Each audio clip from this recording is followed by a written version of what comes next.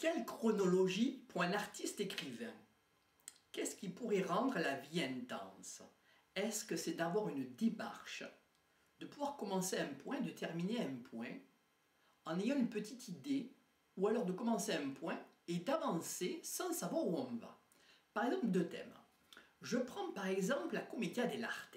La commedia dell'arte en théâtre est intéressante. Chaque acteur a un personnage bien défini, bien codifié à jouer, mais il a un canevas qui est libre. Il a une trame de l'histoire qui est vraiment synthétique, mais il a une marge de liberté importante en commedia dell'arte. C'est pour ça qu'entre autres, ça a bien pris l'essor, la commedia dell'arte, et qu'on connaît bien dans le monde, parce qu'il y a une inspiration qui s'incarne, parce que rien n'est prévu, il y a la surprise, la liberté dans un cadre contraint.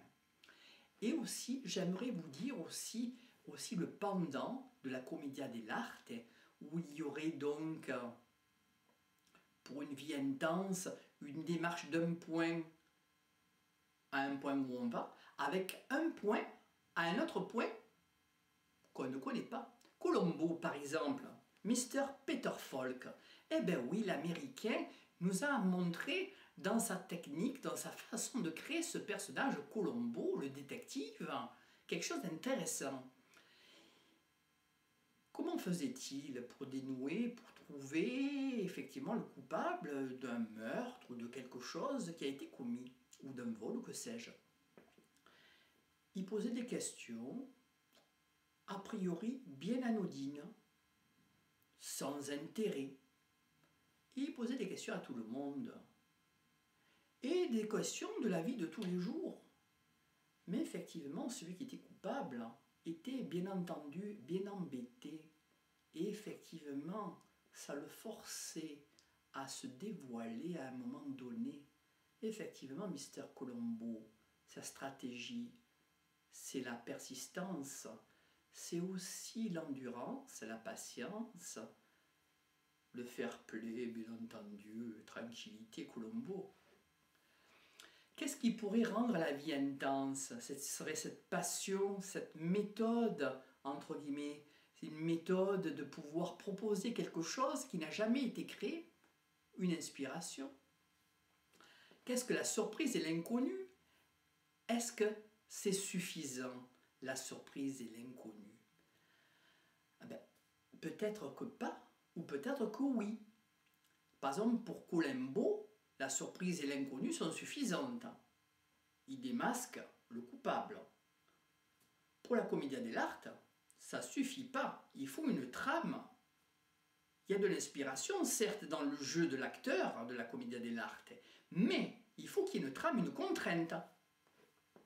Pour l'auteur, quand il écrit, comment s'y prend-il? C'est bien mystérieux. Effectivement, on aimerait bien savoir. À moins qu'on attende qu'il meure, effectivement, l'auteur, pour qu'il emporte avec lui le secret de la façon dont il s'y prend pour pouvoir écrire. Il y a autant de secrets qu'il y a d'auteurs.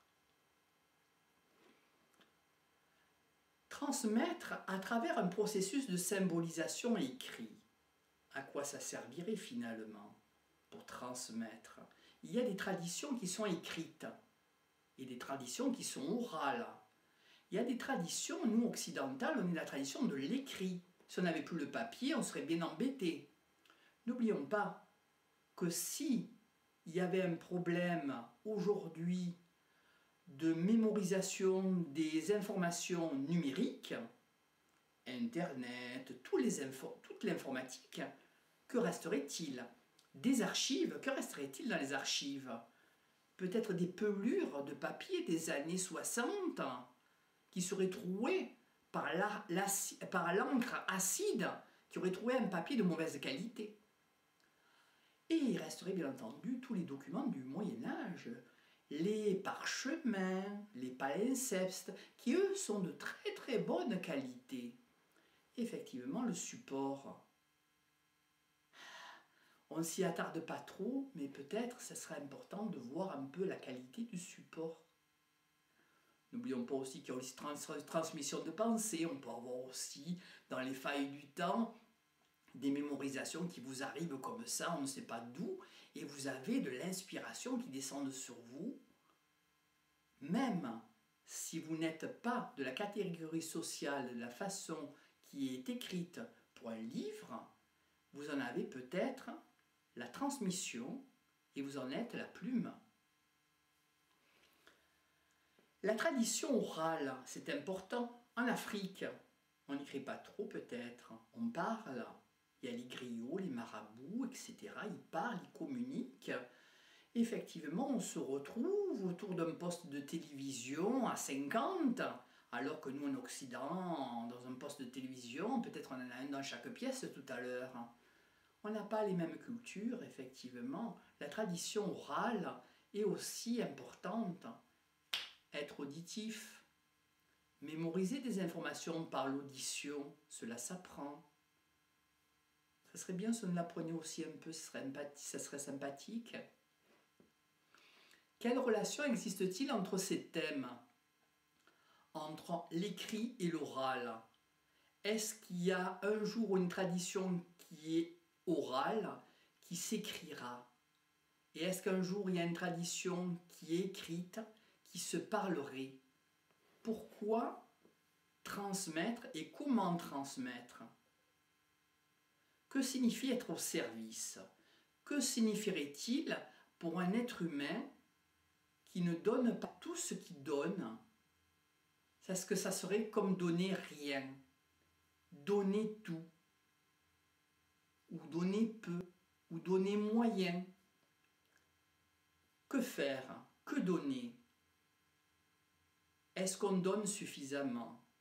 Est-ce qu'on donne trop? Est-ce qu'on aime suffisamment? Est-ce qu'on aime trop? Effectivement, ou on aime peu peut-être. Voilà, c'est très difficile, c'est à jauger pour l'être humain. C'est personnel, effectivement. Le langage, le symbole, le signifiant et l'intonation peuvent-ils s'unifier?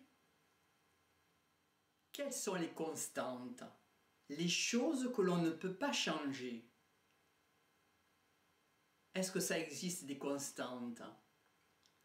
Comment du passé se déprogrammer? Si on est habitué à faire des choses, ou à dire des choses, ou à penser bien entendu en priorité des choses, les dire et peut-être agir d'une certaine façon, comment se déprogrammer? On peut se demander ça, c'est quand même important pour l'être humain. Vivre du neuf. Comment vivre au carpe diem? Comment vivre au présent? Comment faire pour avoir cette approche heureuse du présent? Être vivant, être dans le présent. Effectivement, on dit que le bonheur est dans le pré. Le bonheur est fugace, il ne s'attrape pas. On le vit, le bonheur, mais on ne sait pas qu'on est heureux. Si les bibliothèques seraient des cimetières, est-ce qu'un livre, du point de vue de l'auteur, existerait pour ne plus avoir à y penser? Est-ce que ce livre existerait ou aurait été écrit par l'auteur pour s'en débarrasser finalement? Est-ce qu'il ne refilerait pas une névrose à un certain auteur sur un lectorat pour ne plus avoir à y penser et être serein au carpe diem? On peut se poser la question peut-être. Effectivement, quand il y a des réalisateurs, il y a notamment au cinéma ou en vidéo, qui refilent de la névrose sur autrui sans apporter quelque chose d'autre, ni une information, ni une façon de respecter autrui. Qu'en penser? Comment faire pour respecter, pour qu'autrui soit mis en valeur et soit respecté? Pourquoi refiler à autrui une névrose, même artistique? Finalement, on peut se poser la question. Une chanteuse, dont je tairai le nom, a dit ouvertement dans les médias « Je chante mes souffrances ». Mais ça veut dire quoi? Ça veut dire que si elle ne souffrait pas, elle ne chanterait plus. Est-ce que le fait de chanter est simplement un fait monétaire, d'avoir une mainmise sur de la matière? et du pouvoir sur autrui.